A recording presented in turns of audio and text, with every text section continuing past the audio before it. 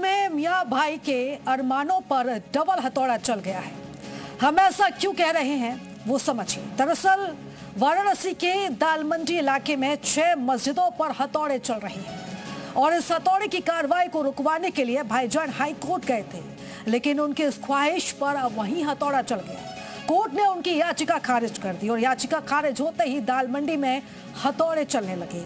इसलिए हम ये कह रहे हैं कि मियां भाई के अरमानों पर डबल हथौड़ा चल गया है।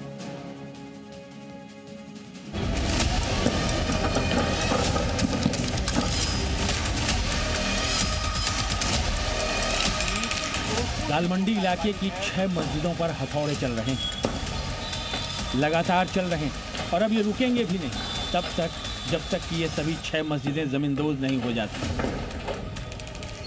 क्योंकि इन मस्जिदों को बचाने की मियां भाई की आखिरी उम्मीद भी ध्वस्त हो गई। ऐसा क्यों है वो समझिए।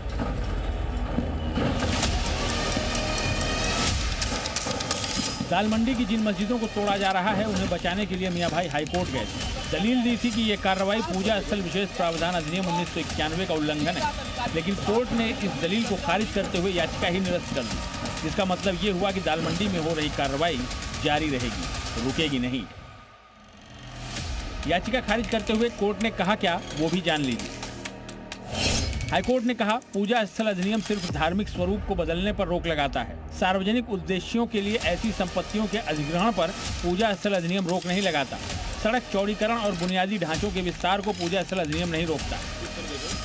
इन मस्जिदों के ध्वस्तीकरण की कार्रवाई 2 दिन पहले ही शुरू की गई थी। 200 से भी ज्यादा मजदूर हथौड़ों से इन मस्जिदों को तोड़ने में जुटे।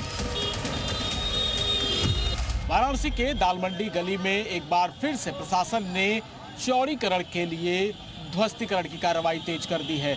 हाईकोर्ट में इन मुस्लिम पक्ष की तरफ से याचिका भी लगाई गई थी, जिसमें याचिका को हाईकोर्ट ने खारिज कर दिया और अब एक बार फिर से इन मस्जिदों पर जो तोड़फोड़ की कार्रवाई है वो लगातार जारी है। कोर्ट ने यह भी पाया कि राज्य सरकार और संबंधित प्राधिकरण कानून के दायरे में रहकर काम कर रहे हैं और दालमंडी में सड़क चौड़ीकरण का काम जनहित के मकसद से किया जा रहा है। कोर्ट ने कहा कि भूमि अधिग्रहण अधिनियम 2013 के प्रावधानों के अंतर्गत प्रभावित परिवारों के लिए मुआवजे और पुनर्वास की पर्याप्त व्यवस्था मौजूद है, इसलिए आशंकाएं निराधार हैं। दालमंडी गली में बुधवार से शुरू हुआ मस्जिदों का ध्वस्तीकरण लगातार तीसरे दिन भी जारी रहा।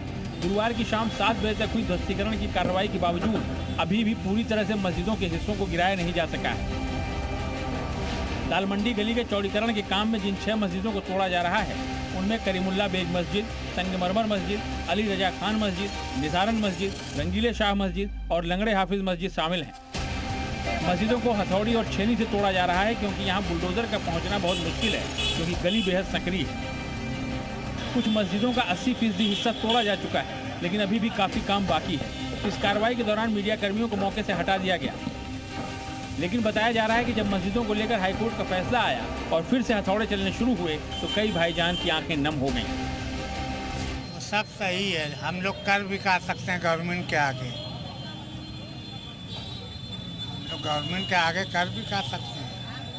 हाईकोर्ट में याचिका लगाई गई थी, लेकिन हाईकोर्ट ने भी खारिज कर दी। कोई सुनवाई नहीं है। दालमंडी वाला इलाका बेहद घनी आबादी वाला है। यहाँ से गुजरने वाली सड़क बेहद सक्रिय है, जिसके चलते यातायात व्यवस्था बहुत खराब रहती है। सड़क चौड़ीकरण के बाद लोगों को जाम से तो मुक्ति मिलेगी ही, काशी विश्वनाथ धाम तक पहुँचने के लिए एक और वैकल्पिक रास्ता भी खुल जाएगा। Bureau report.